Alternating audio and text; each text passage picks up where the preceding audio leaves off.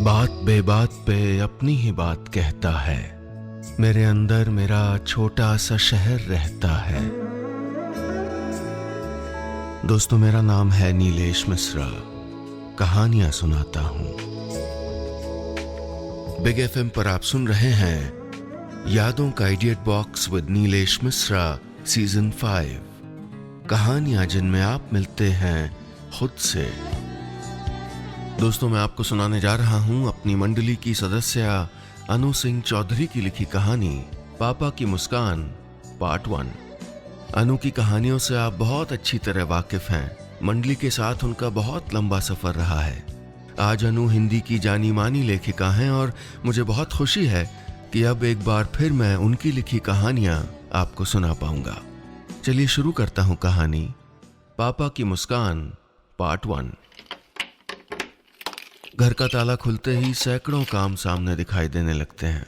सोफे और कुर्सियों पर बेतरतीब रखे कुशन, गुलदस्ते की चौहद्दी तोड़कर मेज पर बिखराए सूखे हुए फूल, छत के कोने से लटकती किसी बेनाम मकड़ी की मेहरबानी से लटक रहा कोई बेजान जाला, सिंक में बीती रात की भरपूर जूठन, एक दूसरे पर लुढ़की हुई प्लेटें, ग्लास, कढ़ाई, वॉशिंग मशीन में कई दिनों के कपड़े। घर के काम वैसे भी कहाँ खत्म होते हैं कि मुस्कान के लिए होते।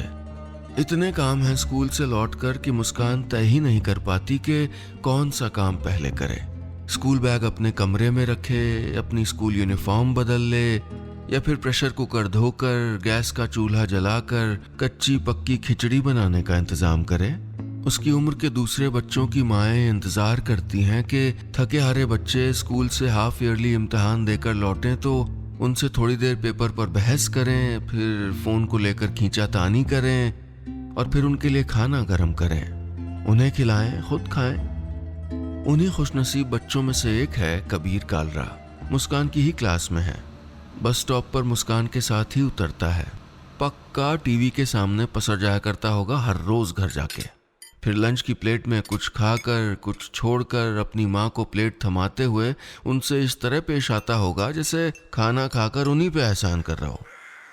कबीर जैसे बच्चों से मुस्कान को इतना ही रश्क होता है कि उसका वश चलता तो, लेकिन मुस्कान का कोई वश नहीं चलता। किस्मत से बड़ी नाइंसाफियां इस दुनिया में कौन करता होगा भला। उसके माथे पर तो कल के सोशल स्टडीज पेपर की तैयारी के साथ साथ ये सोचने की जिम्मेदारी भी है कि शाम को अपने लिए क्या बनाऊं और पापा के ऑफिस से लौटने के बाद उनको क्या खिलाऊं। अक्सर सोचती है मुस्कान कि उसकी माँ को किस बात की ज्यादा जल्दी थी, बिटिया के नाजुक कंधों पर उम्र से पहले अपने घर का बोझ डाल जाने की, या इस घर को छोड़कर ऊपर वाले के घर जाकर अपना घर बसा लेने की। काश उसकी माँ होती, यहीं कहीं होती, लेकिन माँ अब नहीं है। कभी ना खत्म होने वाली टीस के अलावा कहीं नहीं है।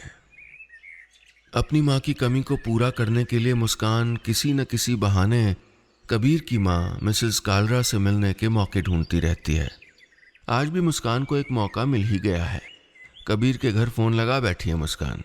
कबीर अपनी जुवेनाइल बातों में कुछ देर तक फोन पर मुस्कान का वक्त जाया करता है।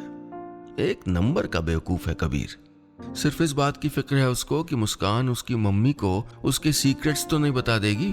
ये तो नहीं बता देगी कि कबीर अपनी टैबलेट पर आधे से ज्यादा वक्त नाम्बियार मैम की फेसबुक प्रोफाइल पर उनके पोटेंशियल बॉयफ्रेंड्स की लिस्ट देखने में गुजारा करता है, या फिर इंटरनेट पर फ्रेंच किसिंग की थ्योरी समझने में, या कोई नए टीवी शो का लेटेस्ट सीजन डाउनलोड करने में गुजारता है। बुद्धू। आवाज अभी ठीक से फूटी भी नहीं, लेकिन गले से जब देखो अडल्ट बातों की बेहद खराब नकल फूटती रहती है। वैसे भी 13 साल में लड़कियां जितनी बेचैनी से औरत बन जाने से भाग रही होती हैं, 13 साल के लड़के उतनी ही बेताबी से मर्दानगी का दामन पकड़ने को तत्पर होते हैं। और दोनों ही नस्लें इन फासलों को नापने के चक्कर में खूब गलतियां करती हैं। खैर, कबीर नहीं समझता कि मुस्कान के लिए जिंदगी में उसके बेसिर पैर के सीक्रेट से भी बड़े प्रॉब्लम्स हैं। जैसे कि एक घर में लिमिटेड राशन हो तो खाने में क्या पकाना चाहिए, वॉशिंग मशीन खराब हो गई हो तो सर्विस सेंटर फोन करना सही रहेगा या लोकल मैकेनिक बुलाना, सिली हुई किशमिश को तवे पर भून दें तो क्या उसका स्वाद लौट आएगा, या फिर चिकनगुनिया के लक्षण क्या होते हैं। मुस्कान कबीर की मम्मी को फ़ोन इसलिए करती है ताकि अपनी ऐसी बड़ी बड़ी और दुरूह परेशानियों के छोटे छोटे इलाज पूछ सके। इलाज आलू की तहरी की रेसिपी के रूप में आता है या फिर प्लम्बर, कारपेंटर, मैकेनिक के नंबर के रूप में। जिस दिन इलाज को और कारगर होना होता है उस दिन दरवाजे तक पका पकाया खाना भी पहुंच जाता है। लेकिन यह घटना उतनी ही दुर्लभ होती है जितनी होम्योपैथिक की एक डोज में चिकनगुनिया के बुखार का उतर जाना। फिर भी कबीर से ज्यादा कबीर की मम्मी से अपनी दोस्ती पे भरोसा है मुस्कान को। कबीर की मम्मी की तरह बनना चाहती है, सर्वगुण संपन्न, सुंदर, सुशील, मल्टीटास्किंग सुपर वुमन। लेकिन कबीर की मम्मी से उसकी ये दोस्ती न मुस्कान के घर की बेतरतीबी ठीक कर सकती है, न उसके मन का खालीपन भर सकती है। कबीर की मम्मी जैसी माँ चाहती है मुस्कान, लेकिन मुस्कान के पापा की खलिश का कोई इलाज नहीं है कबीर की मम्मी के पास। मुस्कान के पापा बस पापा हैं, हस्बैंड नहीं है, मम्मी भी नहीं बन सकते। इसलिए घर संभालने का जिम्मा घर की इकलौती औरत यानी मुस्कान के कंधों पर तब से आ गया था जब से मम्मी को ब्रेस्ट कैंसर ले गया। घर तो खैर घर है, पापा को संभालना भी अब उसी के जिम्मे है। कई बार मुस्कान समझ नहीं पाती कि पापा की उदासी बड़ी है या उनकी बेपरवाही, जिसको वो हर रात जहरीले धुएं के छल्लों में मिलाकर अपने भीतर उतार लेते हैं। किससे पूछे मुस्कान कि पापा की तन्हाई का इलाज क्या कटे हुए प्याज के छल्लों पर गिरी खटरस बूंदें हैं बस? किससे पूछे कि पापा के ऑफिस में क्या कबीर की मम्मी के जैसी गर्लफ्रेंड्स नहीं मिलती जो तहरी, खिचड़ी और दलिया जैसी आसान और सेहतमंद रेसिपी जानती हों और उनको बाद में अपनी मम्मी बनाया जा सके? ऐसी एक मम्मी जिनके ड्राइंग रूम में रजनीगंधा की खुशबू और लेमन ग्रास डिफ्यूजर्स के लिए जगह मुकर्रर हो। और किससे पूछे मुस्कान कि कबीर की मम्मी जैसी परफेक्ट मम्मियों को भी उनके पति क्यों छोड़ जाते हैं? किससे पूछे कि कौन सी तन्हाई बड़ी होती है, किसका गम ज्यादा सालता है, जीवन साथी की मौत का या उससे अलग हो जाने का? 13 साल की उम्र में जो सवाल एक बिन माँ की लड़की के जहन में आते हैं, उनका जवाब कौन सा सर्च इंजन ढूंढ के लाया आखिर? कोई और तो है नहीं, इसलिए मुस्कान पापा से ही पूछ लेती है। डैड, इस बार फ्लो बहुत हैवी था, अगली बार पीरियड्स में मुझे विंगलेस सैनिटरी नैपकिन यूज करना चाहिए या विंग्स वाले? सुजय के हाथ से ग्लास छूटते छूटते रह गया है। इंटरनेट पे देखा था लेकिन ठीक ठीक आंसर मिला नहीं। एक वेबसाइट पे तो ये भी लिखा है कि ये नैपकिन्स बायोडिग्रेडेबल नहीं है। I am so confused. मम्मा के लिए आप क्या लाया करते थे, आपको याद है? मम्मा ये सारी चीज़ें खुद खरीदती थी। सुजय को कोई और जवाब नहीं सूझता, इसलिए वो उठकर अपने सुनसान कमरे और वीरान बिस्तर पर चला जाता है।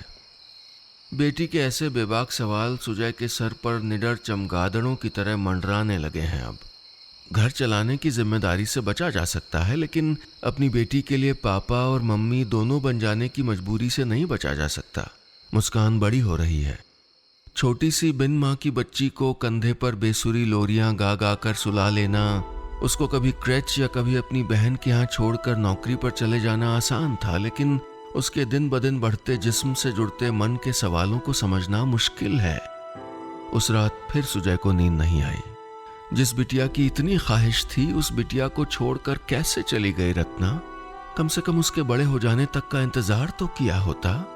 एक बिन माँ की बच्ची के लिए जीना मुश्किल है, और उस बिन माँ की बच्ची के पापा के लिए जीना और भी मुश्किल। इन दिनों अपनी ही बेटी से बचता रहता है सुजय, बेटी से भी और बेटी के आसपास रहने वाली औरतों से भी। पिछली पेरेंट टीचर्स मीटिंग में मिस नाम्बियार ने मीटिंग के बाद किसी दिन अकेले मिलने के लिए बुलाया था सुजय को। क्लास टीचर के तौर पर एक पेरेंट से अपनी स्टूडेंट की शिकायतों का इजहार करना था या सुजय के सिंगल स्टेटस का फायदा उठाना था। इतनी सी बात सुजय को मिस नाम्बियार के एक फ्रेंड रिक्वेस्ट और पर्सनल मैसेज से समझ आ गई थी। रत्ना होती तो या तो मिस नाम्बियार की आंखें नोच लेती या फिर अपनी बेटी का स्कूल बदल देती। रत्ना होती तो पीटीएम में अकेले जाना ही क्यों पड़ता? रत्ना होती तो मिस नाम्बियार ऐसी बेवकूफ़ी ही क्यों करती? सुजय पीटीएम, मुस्कान के दोस्तों की बर्थडे पार्टी, डांस क्लास, ऐसी किसी भी जगह जाने से बचने लगा है जहां उसके एक सिंगल फादर, वो भी एक टीनेज लड़की के सिंगल फादर होने की बेचारगी पर किसी और को तरस खाने का मौका मिले। इस दुनिया में सिंगल मदर होना कहीं ज्यादा आसान है। कम से कम सुपर मॉम का मेडल तो मिलता है, कम से कम दुनिया साथ तो देती है। सिंगल फादर को तो अवेलेबल होने का कंसोलेशन प्राइज मिलता है बस। पूरी दुनिया, नाते रिश्तेदार, दोस्त यार, यहाँ तक कि दूध वाला, काम वाली और धोबन तक एक सिंगल फादर के लिए जीवन साथी का जुगाड़ करने में लगे रहते हैं या फिर शक की नजर से देखते रहते हैं बस। और उधर कबीर की मम्मी रचना कालरा को देख लो, सिंगल मदर है तो क्या, अपने रिलेशनशिप स्टेटस को अपनी स्ट्रेंथ बना लेना कोई मिसेस कालरा से सीखे। सर मैं कबीर को अकेले पाल रही हूँ, कबीर के डैड ने किसी और के लिए मुझे छोड़ दिया है। प्रिंसिपल के सामने मिसेस कालरा रुआसा कन्फेशन क्या कर देती हैं। स्कॉलरशिप से लेके मिसेस नाम्बियार का स्पेशल अटेंशन स्कूल में कबीर को सब आसानी से मिलता चला जाता है। कबीर की बेस्ट फ्रेंड और सिंगल फादर की सिंगल चाइल्ड होने के नाते मुस्कान को भी फ्रिंज बेनिफिट मिल ही जाता है, तहरी की रेसिपी के रूप में ही सही। कभी कभी सुजय को लगता है कि मुस्कान उसे और कबीर की मम्मी को एक साथ सेट करने की कोशिश कर रही है। इस मैच मेकिंग के चक्कर में पीटीएम के बाद कबीर और उसकी मम्मी को उनके घर तक छोड़ना एक अनकहा रूल हो गया है जैसे। Aunty has made excellent rum cake dad. Aunty को आबिदा परवीन बहुत पसंद है डैड, बिल्कुल आपकी तरह। बाय द वे आंटी, आपको पता है ना मेरे पापा नेशनल लेवल टेबल टेनिस खेल चुके हैं। किसी दिन डबल्स मैच होना चाहिए हमारा। What do you think? पापा क्या सोच रहे हैं इसका तो नहीं पता, लेकिन मुस्कान बस इतना चाहती है कि किसी तरह उसके पापा और कबीर की मम्मी में दोस्ती हो जाए। एक रात बड़ी देर तक कबीर के साथ फोन पर लटकी मुस्कान को देखकर सुजय तय नहीं कर पाया था कि दोनों बच्चों के बीच आखिर है क्या। कबीर की मम्मा मुस्कान की जिंदगी की ट्रबल शूटर है या मुस्कान कबीर के परिवार के अधूरेपन में अपनी संपूर्णता खोज रही है। दोनों के बीच की निश्चल अंतरंगता देखता है तो सुजय को शक होने लगता है, कहीं मुस्कान और कबीर के बीच ये उम्र ही कच्ची है। अंधेरे कोने और ठंडी दीवारें खोजते रहने वाली नशीली और खतरनाक उम्र है ये। टीनेज रिश्ते, बंदिशें, मजबूरियां नहीं समझता। ये उम्र सिर्फ एक्सपेरिमेंट करना जानती है, खतरे मोल लेना जानती है। इसलिए बच्चे चाहे जिस तरह अपनी नजदीकियों के पुल बांधते रहें, मिसेस कालरा से सुजय की दूरी बनी रहती है, एक ग्रेसफुल फॉर्मल दूरी। हालांकि सुजय उतना चुप्पा है नहीं जितना मुस्कान के सामने बना रहता है। अपनी बेटी से वो खुलकर बात करना चाहता है, पीरियड्स के बारे में, प्यूबर्टी के बारे में, फर्स्ट किस के बारे में, इंटीमेसी के बारे में, इंसेस्ट के बारे में, सेक्सुअलिटी के बारे में। लेकिन ये सारी बातें तो माएँ करती हैं ना बच्चों से। सुजय मुस्कान के लिए माँ नहीं बन सका, इसी गम में ठीक तरह से बाप भी नहीं बन पाता। डैड मुझे ताइक्वांडो सीखना है। एक दिन सुजय के दफ्तर से लौटते ही मुस्कान ऐलान कर देती है। अरे क्यों भाई, बाकी की क्लासेस से उब गया मन? डांस, आर्ट, बेकिंग, कुकिंग से ताइक्वांडो, ये कैसा जंप है? जंप नहीं, ज़रूरत है डैड, सेल्फ डिफेंस की ज़रूरत है मुझको। अखबार पढ़ते तब आपको मालूम होता कि आजकल बाहर की दुनिया में क्या हो रहा है। क्या हो रहा है? Eve teasing, molestation, rape, sexual abuse. Dad मैं बड़ी हो रही हूँ, आपको दिखाई नहीं देता? बोलने पर आती है तो मुस्कान कुछ भी बोल जाती है। सुजय नहीं समझ पाता कि ताइक्वांडो का ये भूत दरअसल मुस्कान पर इसलिए छाया है क्योंकि कबीर के शरीर में भी इन दिनों जैकी चैन की आत्मा आके बस गई है। मुस्कान और कबीर ताइक्वांडो की क्लास के लिए साथ साथ जाने लगे हैं। इस बीच दोनों अपने मम्मी और पापा को डेट पर भेजने की नाकाम कोशिशें करते रहते हैं। उनके लिए मम्मी पापा का साथ होना अपने साथ बने रहने का बहाना भर है।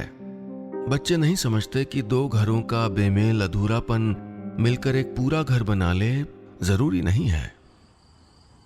कबीर की मम्मी मिसेस कालरा अपने पूरे चार्म और ग्रेस के साथ सुजय को समझने की कोशिश करती रहती हैं, लेकिन सुजय को उनके परफेक्शन से ही डर लगता है।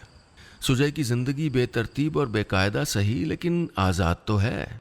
वरना कौन इस बात की फिक्र में भवें चढ़ाकर किसी सफर का जायका बिगाड़े कि गाड़ी की सीट पर धब्बे पड़े हैं या फिर मुस्कान के बालों और सुजय की दाढ़ी को ट्रिमिंग की जरूरत है। मिसेस कालरा मुस्कान पर जितना हक जताती हैं, सुजय के मन की कोफ्त उतनी ही बढ़ती चली जाती है। लेकिन कबीर और मुस्कान एक दूसरे की बेमेल तन्हाइयों को भरते रहते हैं। क्या जाने मिसेस कालरा को खबर है कि नहीं, लेकिन सुजय एक बार मुस्कान और कबीर की उंगलियों की खामोश बातों का शोर सुन चुका है। इसलिए अपनी कोफ्त के बावजूद मिसेस कालरा को झेलने और उसके आफ्टर इफेक्ट से उबरने का काम सुजय को हर शाम करना ही पड़ता है। जिंदगी ऑफिस, स्कूल, ताइक्वांडो और घर की बदरंग दीवारों के बीच से होकर गुजरती हुई अपनी चालें चलती रहती है। ये कोई चाल ही तो थी जिंदगी की कि अपनी रोशन आंखों और शख्सियत की बेपनाह बेपरवाही लिए एक दिन बस यूं ही सुजय से टकरा गई थी नैन्सी। आपकी बेटी ताइक्वांडो नहीं सीख पाएगी, उसको क्लास से विड्रॉ कर लीजिए, अपनी मोटरसाइकिल स्टार्ट करते हुए नैन्सी ने कहा था सुजय से। नैन्सी कबीर और मुस्कान की मार्शल आर्ट्स टीचर थी। बाद में मालूम पड़ा कि मुस्कान को रोंदू लड़की, सिसी गर्ल होने का तमगा मिल गया था, सिर्फ इसलिए क्योंकि साइड एयर और डबल किक का बैलेंस हासिल करने में मुस्कान पिछले 4 दिनों से असफल रही थी। और जब टीचर ने पूरी क्लास के सामने डांटा तो वो रो पड़ी थी। मुस्कान ने बाद में बताया था कि वो इसलिए नहीं रोई थी क्योंकि नैन्सी ने डांट दिया था, वो तो इसलिए रोई थी क्योंकि नैन्सी ने कहा था, तुम्हारे जैसी लड़कियां अपनी माँ की हाई हील्स पहनकर उनकी नकल उतारते हुए या फिर गुड्डे गुड़ियों का खेल खेलते हुए अच्छी लगती हैं। मार्शल आर्ट्स क्लास में उनकी कोई जरूरत नहीं है। हद है इनसेंसिटिविटी की। What a sexist remark. ऐसी लड़की को सेल्फ डिफेंस का टीचर किसने बना दिया? मैं कल ही बात करती हूँ उससे। मुस्की, you can't give up like that. Sujay कुछ बोल पाता उससे पहले ही मिसेस कालरा ने मोर्चा संभाल लिया था। लेकिन मिसेस कालरा को गाड़ी में बैठे बैठे अपना गुस्सा जाहिर करने का मौका ही मिल पाया। नैन्सी से बात करने नहीं जा पाई वो। आखिर नैन्सी से बात करने का जिम्मा मुस्कान के पापा का होना चाहिए, किसी और का नहीं। ये बात उस दिन सुजय ने चिढ़कर गाड़ी में मिसेस कालरा से कह जो दी थी। उसके बाद मिसेस कालरा कबीर को छोड़ने और ले जाने के लिए अपनी स्कूटी से आने जाने लगी थी। एक दिन क्लास के बाद सुजय ने नैन्सी को रोक लिया। दोनों पहली बार इस तरह आमने सामने हुए थे, लेकिन नैन्सी के संजीदा चेहरे पर चिपकी हुई तीखी रोशन आंखों ने सुजय की बोलती बंद कर दी। किसी तरह सिर्फ इतना ही कह पाया था Sujay, my daughter is a motherless child, आप उससे नरमी से पेश आए प्लीज। फिर तो उसे रोंदू नहीं बना सकते आप, इसलिए उसे सख्त रवैये से जूझना भी सिखाएं प्लीज। नैन्सी ने बस इतना कहा था और अपनी मोटरसाइकिल स्टार्ट करके चल पड़ी थी। पीछे रह गए थे साइलेंसर से निकला धुआं और सुजय की बेबात बेकाबू धड़कनें। कई सालों बाद सुजय का मन कहीं टिकने के लिए तैयार होना चाह रहा था। कई सालों बाद पहली बार किसी में रत्ना की बेपरवाही, उसका अंदाज नजर आया था। और कई सालों बाद मुस्कान को पापा के चेहरे पर एक मुस्कुराहट की हल्की सी लकीर नजर आई थी। दोस्तों, ये था मेरी मंडली की सदस्य अनु सिंह चौधरी की लिखी कहानी पापा की मुस्कान का पहला हिस्सा। सुजय, मिसेस कालरा और नैन्सी के इस ट्रायंगल में, त्रिकोण में, क्या मुस्कान को अपनी मां मिल पाएगी? जानने के लिए सुनिएगा कहानी का दूसरा हिस्सा, पापा की मुस्कान पार्ट 2।